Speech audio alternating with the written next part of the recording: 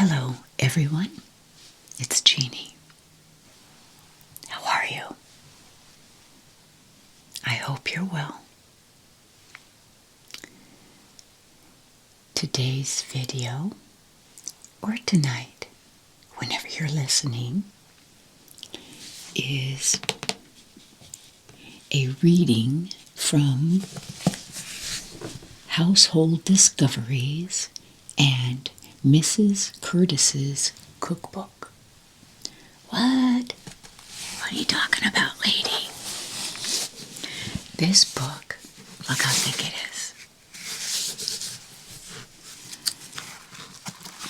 It is a book that belonged to my great-grandmother. Okay? And I'll hold it up. Hopefully the green screen thing doesn't make it disappear. Can you see that?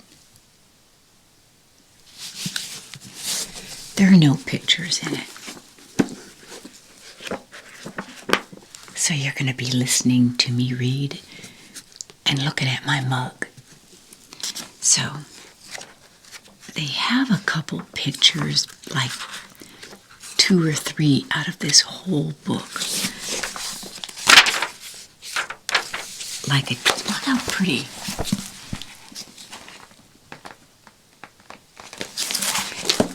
It's like an insert, a color insert.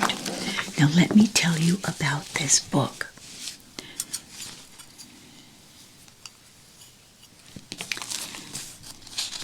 My grandmother actually wrote in it. She wrote her name in it.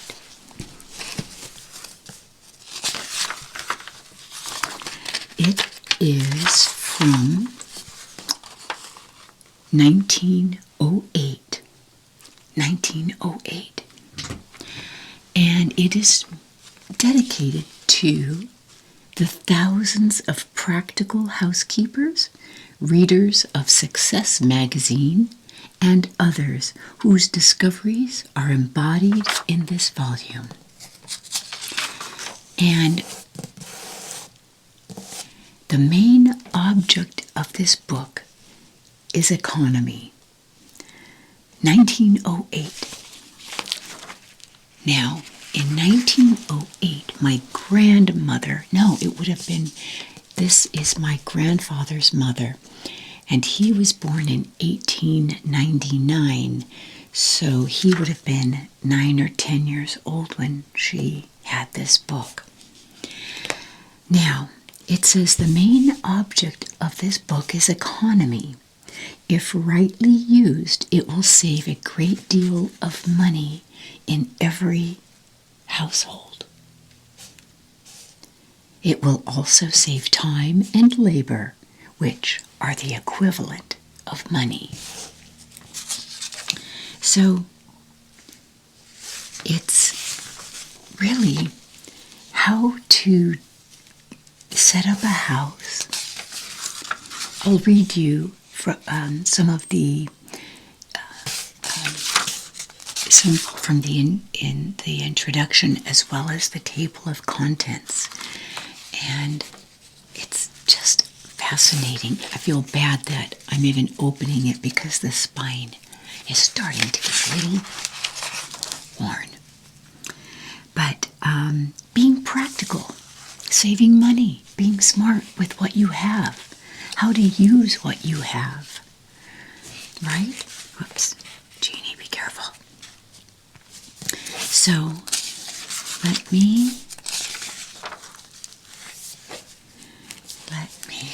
see. I'll read to you from the contents. So, house furnishings and decorating. Chapter 2 is heating, lighting, and refrigeration. Now remember, refrigeration meant getting an ice block and preserving that ice block. The day's routine, Chapter 3. Let me go back. So Chapter 1, house furnishing and decorating, is furniture, wall coverings, floor coverings, curtains, shades, and draperies, miscellaneous objects, living rooms, sleeping rooms, library, dining room, kitchen, storeroom, pantry. Okay, and then the heating, lighting, and refrigeration, chapter 2, is the heating systems, chimneys and flues, kinds of fuel, artificial illumination, kerosene oil, candles, making candles. It's not just go over and flip the switch for the most part.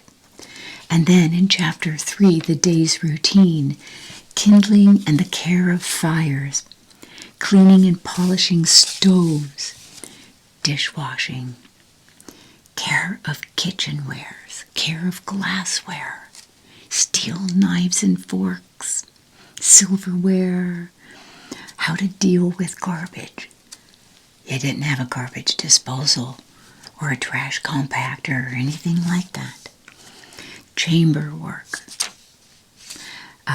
care of lamps and preparations for the night. Okay, I'll come on to chapter 4, preparations for wash day. That was a big deal, and it was more than just one day because you prepared for it. Then you had your wash day, lighting the fires and the big kettles of hot water, and how to clean certain things. And then, of course, there was the next day, which was ironing, maybe. Soap and soap making, chapter 5. Wash day. Okay, here we go. Then ironing day. And then sewing and mending day. Sweeping day. House cleaning. I'm not saying the chapters anymore. Household and garden pests. The family workroom. The family workroom part 2, paints and varnishes. And then part 3, metalwork. I mean, it goes on and on. The toilet and bath, toilet preparations, and they don't mean the toilet. Toilet means, your toiletry care and things like that. The teeth, candy and candy making, canning and preserving fruit, vinegar, pickles and pickling, preservation of meat and vegetables. Think about that. We really, in our day and age, don't have to preserve meat. It's in the fridge or the freezer. So, yeah, we're pretty lucky that we don't have to, most of us don't have to think about preserving meat. So I've flipped through here. Obviously, this is massive. And so I picked a few things out to read to you. And hopefully you can just sit back, relax, put it on in the background for the blah, blah, blah. Maybe we might learn something. And so let's go. Let me move this. And, okay. So I am going to open this to the first tab that I found that I thought was interesting. And it is, what was it? Okay, this is in House Furnishings and Decorating, and this is for the kitchen. So, the kitchen lounge. Remove the old sofa to the kitchen and put in its place a modern couch with an artistic couch cover. I don't have room for a sofa in my kitchen. But houses were built different back then, I suppose. Yeah, anyway. What this is going into is small economies. In other words, ways to save money, ways to save things, and you saved everything in terms of you didn't throw stuff away. I remember that from my grandmother. Her shelves and her garage was filled with stuff that she thought she would need or could use. That's how she was raised. She was born in, 1900. And her husband, my grandfather, whose mother this book belonged to, he was born in 1899. So they went through the Great Depression, where every little thing mattered. So anyway, it says, the reason many things are wasted in every household is that the family has not formed the habit of making uses for them. The following ways to use string, paper bags, wrapping paper and newspapers, lard pails, and various cans and bottles that come into the house every day from grocers and other merchants will be found not only useful, small economies, but also valuable household conveniences. So, uses of common twine.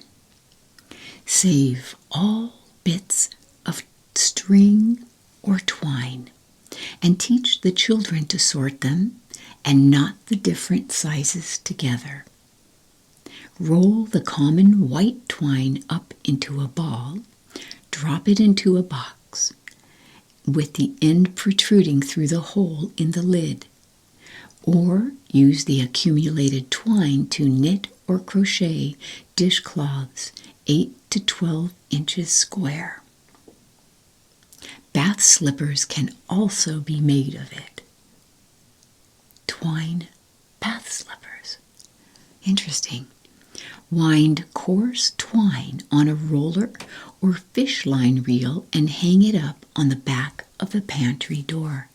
That way you always have string ready if you need it. Paper bags. These are not only convenient to wrap up articles, but are especially useful to polish stoves and lamp chimneys, to wipe up milk, grease, and whatnot, as they can be quickly disposed of by burning when soiled. Tissue paper. This is useful for polishing glass, wrapping up laces, ribbons, and other delicate articles. I thought this was interesting. Oiled papers. And I thought, what is oiled paper? Oiled papers that come over butter and lard may be used for preparing cake tins. The waxed paper that comes on the inside of crackers or biscuit boxes are useful to wrap up cheese and other articles, which will deteriorate if exposed to the air. Also for wrapping lunches for school and factory lunch pails and picnics. My dad used to tell us that. Now, my dad was born in 1927. And so this, was during a hard time. And he was one of 7 kids.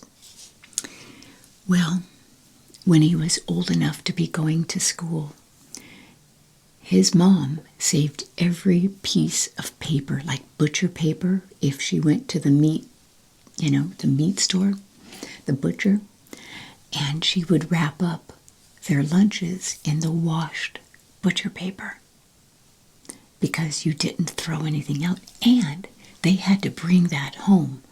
They didn't unwrap it and throw it away. They had to fold it and bring it home for her to reuse again and again and again. And so she would wrap it up in the butcher paper and tie it with string, and they better bring that home, or they'd get a beating, truly. So, I thought that was really interesting. Okay. I mean, there's so much in here. I could be here for days reading to you.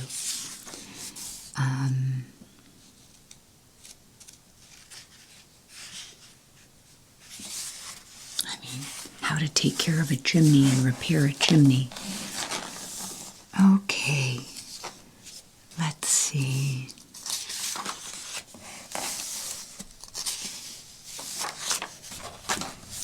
I mean, think about this. Polishing stoves.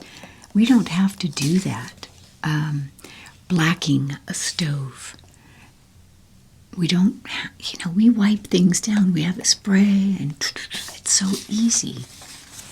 Okay, so the next topic I highlighted is preparations for the night. I thought that's appropriate. Let's see if they talk about ASMR. To prepare for sleep. All clothing worn during the day should be removed, and a night garment, preferably of linen or wool, should be put on. A warm bath just before retiring is a most healthful custom.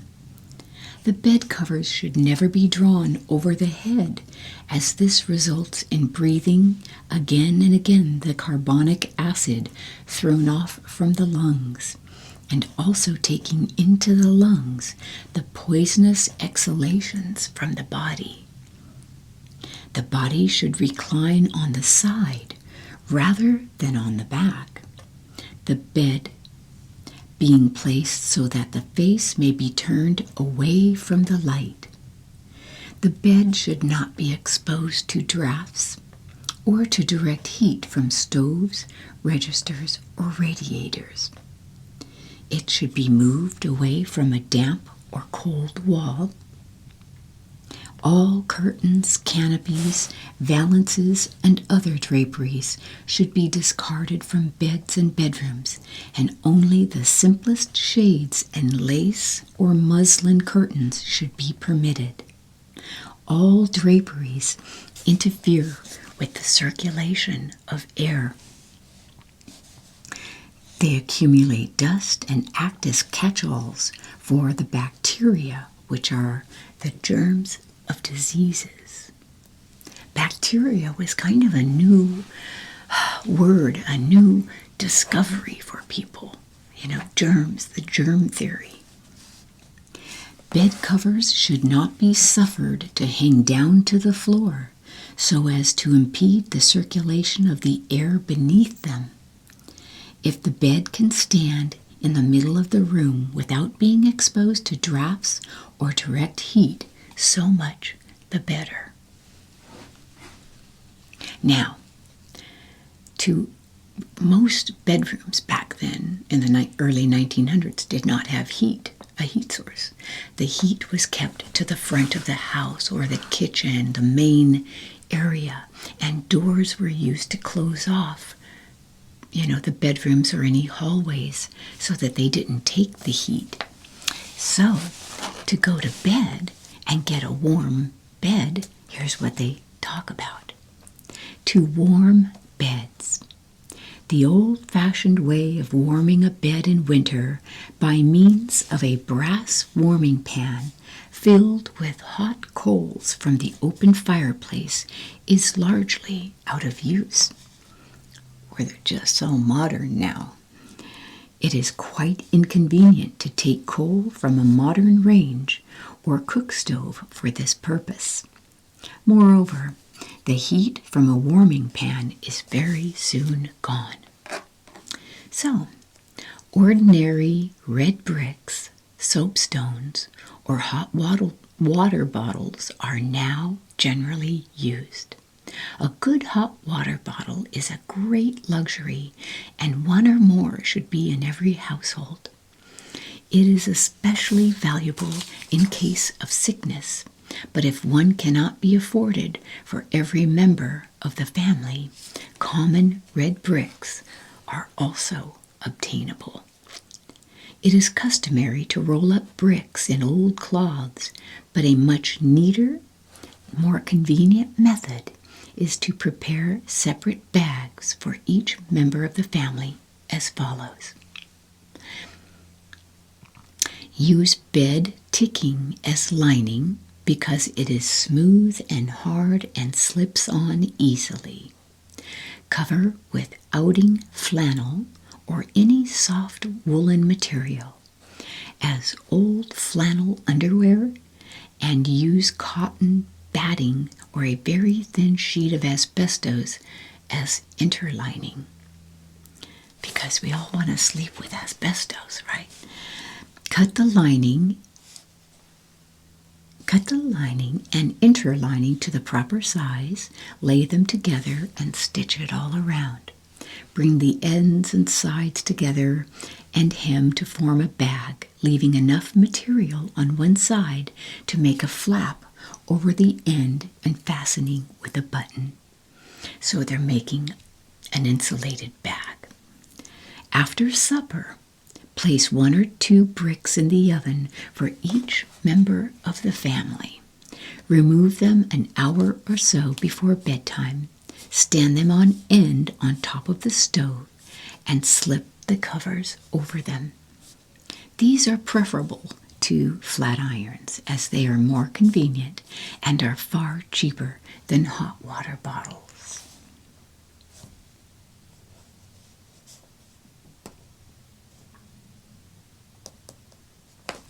They even suggest making these bags as Christmas presents to give as a Christmas present. And they will be very appreciated on a cold night.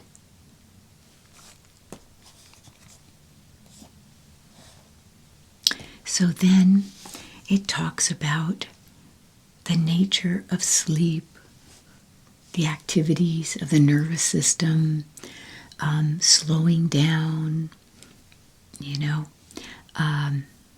consciousness and will are entirely suspended, and thought and memory are greatly modified. And then it even talks about the nature of dreams. Many persons attach more importance to dreams than is either wise or proper. These may be suggested by habitual lines of thought or by recent events that have made a strong impression upon the mind. Or they may be caused by reflex action in various parts of the body, as indigestion may cause nightmares.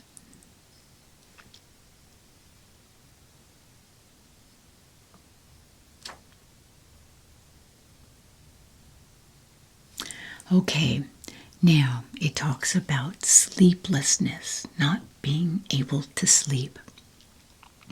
The common opinion that sleep is the result of fatigue is not exactly correct. On the other hand, sleep itself may give rise to drowsiness, or persons may feel drowsy without being either physically or mentally fatigued. Extreme exhaustion is a common cause of sleeplessness. You're overtired. Remember that, when a mom said the kid is just too riled up. So, when not produced by pain or immediate stress of anxiety, grief, or other acute mental disturbances, sleeplessness usually arises from overworking the nerves. The cure of sleeplessness depends, of course, upon its cause. If due to nervousness, the nature of that complaint must be taken into account. Nervousness is a disease of brain workers, and especially according to physicians, of school teachers. You have a brain disease, you school teachers. While it is very depressing and trying condition, it has one characteristic that may or may not commend itself to those who are acutely suffering from it. It rarely, if ever, kills anyone. On the contrary, it is distinctly a curable disease. The best general idea of this condition is expressed in a figure of speech attributed to the celebrated Dr. Graham Hammond, a specialist in nervous diseases. Dr. Hammond compared the condition of a nervous patient to that of a common electric battery. Sometimes when one pushes the button, a bell fails to ring. On investigation, the wires may be found to be in perfect condition and properly connected, but the battery has become exhausted, so that the electric current no longer flows over the wires. Similarly, it would seem as though the body generates a current of vital energy, which flows over the nerves, and that mental work of all sorts exhausts this vital fluid more quickly than does physical work. The result would seem to be that while the nerves themselves may be in perfect condition, they are temporarily as helpless to execute the mandates of the will as the electric wire is incapable of performing its functions when the battery supplies is worn out. When the battery which supplies it is worn out. Anyway, it talks about sleeplessness, and it's a nervous disease of the brain for those in thinking jobs. But sleep is so necessary that a person suffering from insomnia is often tempted to use sleeping powders of all sorts, which usually contain opium disguised under various scientific or fanciful titles.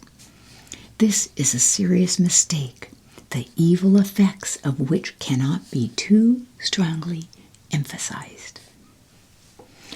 So, back then, opium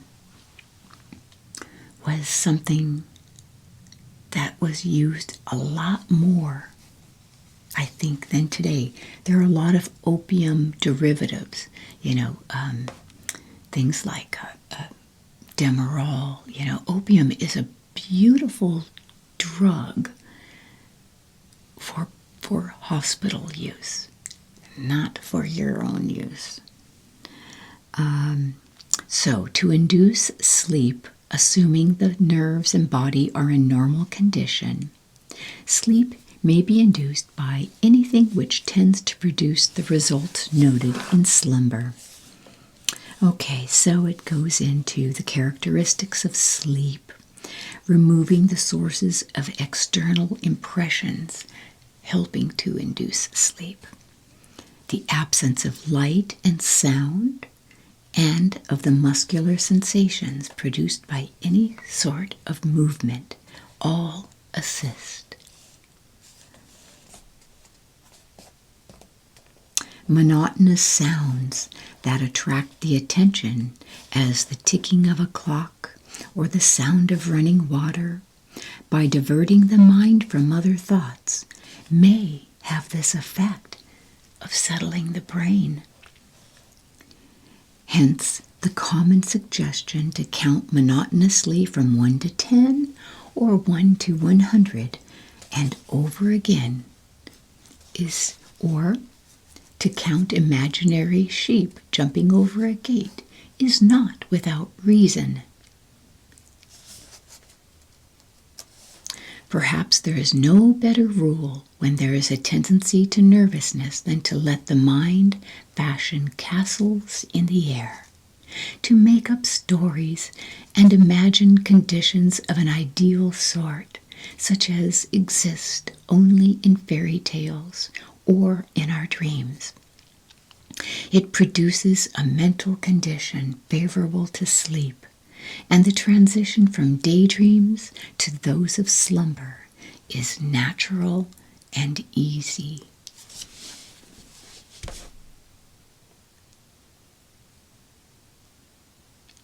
And it talks about how an overfilled stomach may lead to insomnia by causing indigestion. That's true. So a moderate meal of good food is advisable, but some time between eating and sleeping. Stimulants as tea, coffee, or alcohol, which promote the circulation, should be avoided at night. That's true. A short walk before retiring to bring on a natural fatigue may be helpful. A glass of hot milk is also found beneficial by some. A warm sponge bath or a full body bath in warm water, lasting 15 or 20 minutes, is especially helpful to nervous persons.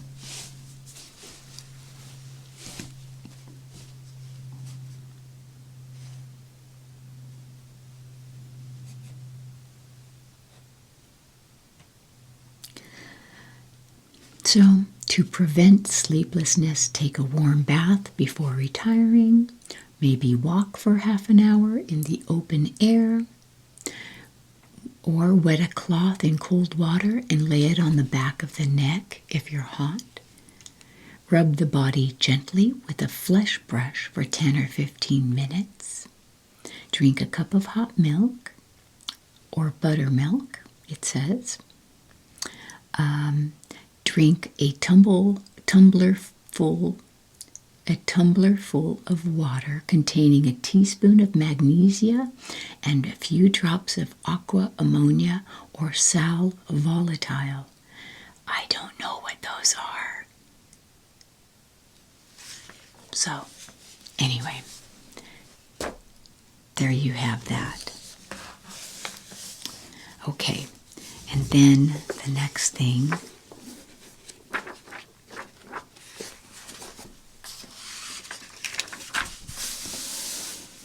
it says the toilet, and they don't mean, like I said, the toilet. And I'll tell you, most places like this in this time had outhouses. Indoor plumbing was new. It was new. Most places had an outhouse. And if the weather was particularly bad, you had a chamber pot. So it talks about the complexion and the attention to the complexion to preserve the skin. Avoid excessive dryness or evaporation, and dirt and grime. So anyway, but I thought this was funny.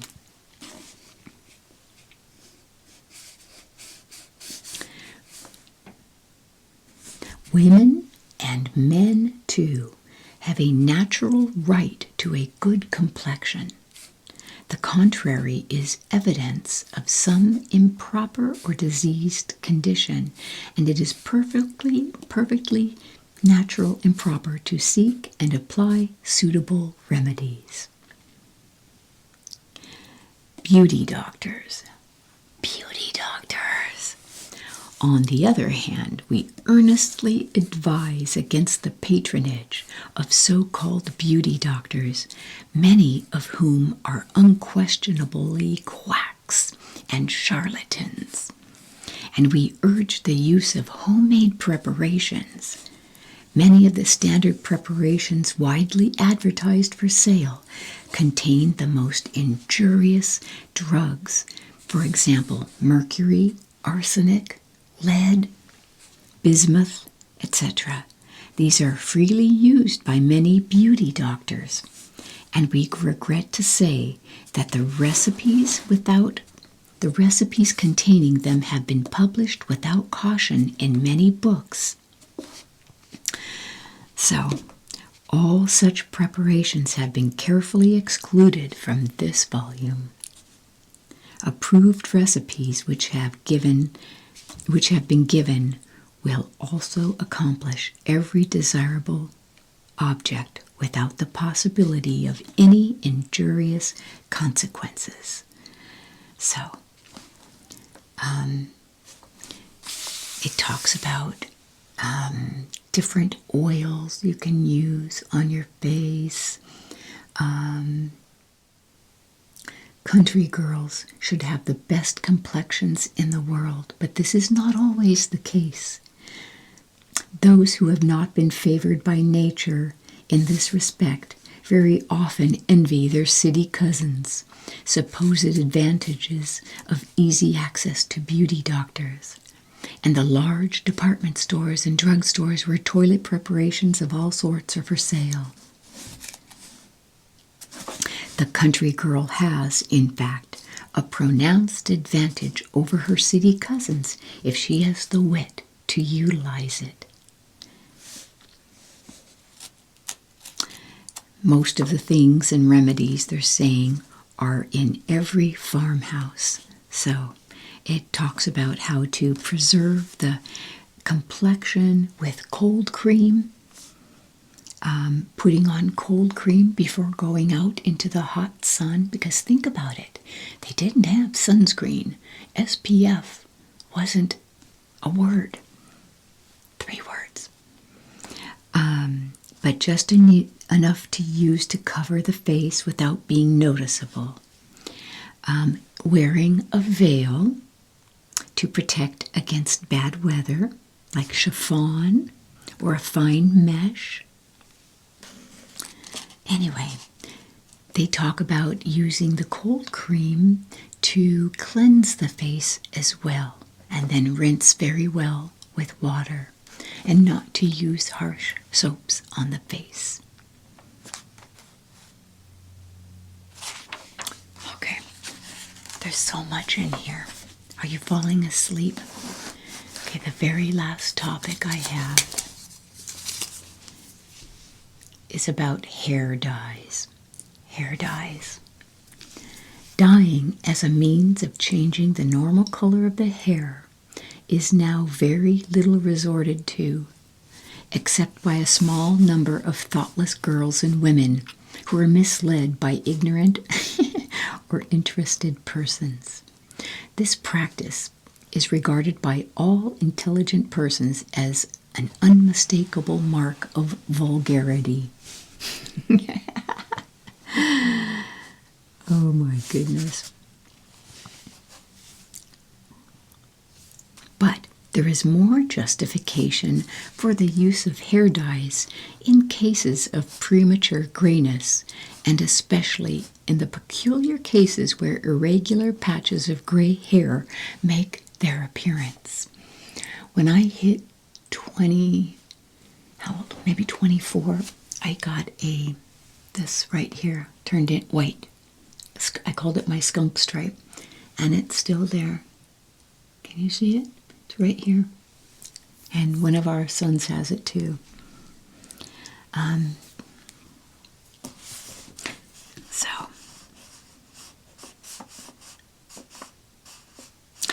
The difficulties connected with dyeing the hair are many, and the injurious consequences are inevitable. Such a substance as a harmless hair dye is not known, all claims to the contrary notwithstanding. Plus, it says you're not deceiving anyone. Anyway, I thought that was kind of interesting. Oh. Okay, so this is not the hair growth. That's right, about 120. All preparations of lead, silver, and other mineral substances are distinctly and often fatally injurious. So we've excluded from this book all preparations of this character. But in deference to the wishes of those who have a legitimate reason for wishing to darken the color of their hair, we give a number of recipes which are efficacious as any that can be recommended with safety. So, they talk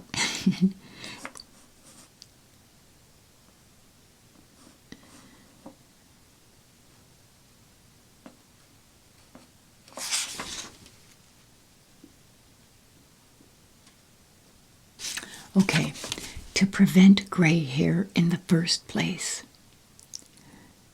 A preventative against grayness of the hair has already been mentioned in, it says, for example, the yolk of an egg. Preparations containing neat's foot oil are also beneficial for darkening the hair.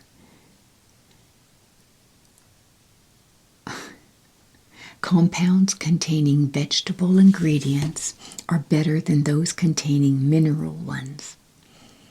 So stains from walnut shells and green walnuts, which generally dye the hair to light to dark brown shades, kind of a walnut-colored hair. These stains cannot be used in the form of pomades, though. Henna and indigo powders produce various shades from yellow to dark brown. Wow. Chemical blondes wash their hair with greatly diluted hydrogen peroxide. Wow. And it gives a recipe. So, mix 1 part of bay rum, 3 parts of neat's foot oil. I don't know what that is. Neat', foot oil, neat's foot oil, and 1 part of French brandy by measure. So rum, brandy, and foot oil. Use this as a hair wash daily. Shake before applying. Okay, here's another one. Into 1 gallon of new milk, put 2 quarts of the green tendrils of the grapevine, 2 pounds of honey, and a handful of rosemary. Simmer until it is reduced by half. Strain and apply it to the hair frequently. Wow. Here's one. Boil 2 ounces of black tea in a gallon of water. Strain it through a linen cloth. Add 2 or 3 ounces of glycerin, some tincture of cantharides, and 1 quart of bay rum. Let it stand for 48 hours and put in any essential oil for the perfume, and then you put that in your hair. That's a black or brown hair dye. Wow. Okay. Well, it goes on and on and on. Taking care of the teeth, which I am all for. Let's see, do they have toothpaste? Let's see. Tooth powder, pastes, and washes. Okay, and so you need to use something that exerts a gentle friction on the teeth. It's called a toothbrush. Like Armenian bowl, cuttlefish bone, charcoal, and Peruvian bark. Oh my God. To these, you add mild alkalis and other substances having cleansing properties like borax, bicarbonate of soda, baking soda, and Castile soap. Wow. Astringent substances as alum and tannic acid, and agreeable vehicles such as powdered sugar, rock candy, honey, syrup, and sugar of milk.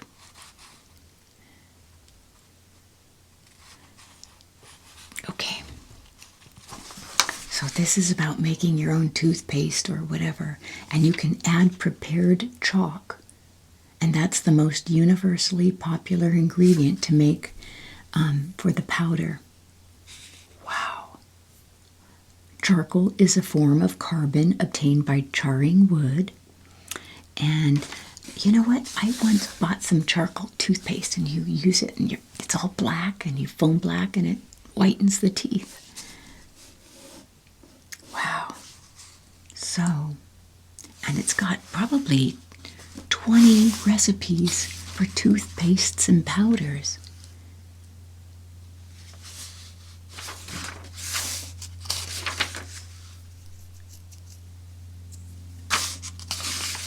Talks about toothaches and toothache remedies, bad breath. Okay, and then it goes into candies and candy making. But we're going to stop there just because there's so much. You know, if anything ever happened and we had to go off the grid, I'm grabbing this book. You know, I saw this one book, I don't know where. It's like how to start over. You know, if society were suddenly to disappear, how do you start over? How do you build things? What do you need to build? How do you make a pump? How do you make a this or that, an oven? How do you do things? Because we don't know how. We haven't had to know how. We buy a stove, we buy a microwave, whatever. You know, we haven't had to invent things. It's been done for us. One of our sons does a lot of backwood camping and hunting and birds. And he would be someone I'd want to be around in times of trouble, because he knows what to do. I don't know that I could start a fire with 2 sticks or a stone and make a spark. I'd die. So this book would be one I'd grab. I have another one too that's similar to this. Anyway, what do you think? Let me know. These are just a couple of topics at random. Hopefully the blah blah blah will just relax you. You can put it on in the background. And yeah. So there you have it. All right, my friends, I enjoyed this. I will read more from this as I pick out some more of the topics. But for now, I'm going to sign off. I wish you a very sleep-filled night. Take your hot bath, warm bath. Drink your hot milk or your hot buttermilk. Stay away from drafts and the light. Close your eyes, relax, and sleep. Goodbye for now.